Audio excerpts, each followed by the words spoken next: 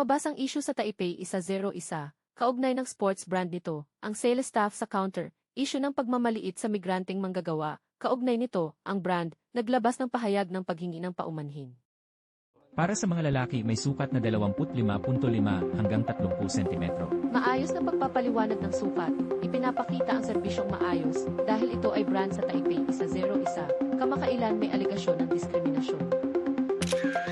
May netizen nag-post, sinabi na kaibigan niyang manggagawang Vietnamese, magalang na nagtanong para tumingin ng sapatos, ngunit hindi maganda ang tono ng saleswoman, sinabi na mahal iyon, pagkatapos ay binaliwala, pati ang kaibigang Vietnamese. Muling nagtanong ng size 37, hindi magalang na sinabing walang size 37. Marami ang pumatikos na 2,026 na, may diskriminasyon pa rin, talagang nakakahiya, may dayuhang turista araw-araw sa Taipei 101.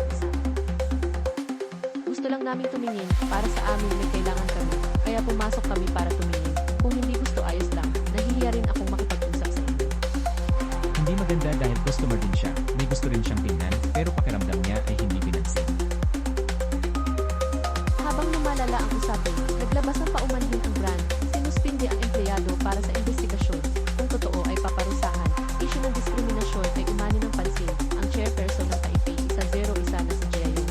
Agad na tumugon, bumili man o hindi customer pa rin, napakahalaga ng ugali sa serbisyo, personal na pumunta sa counter.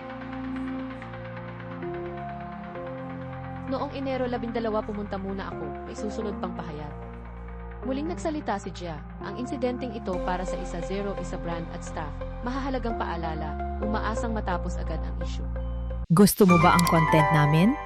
Mag-subscribe at i-follow na ang Liho TV.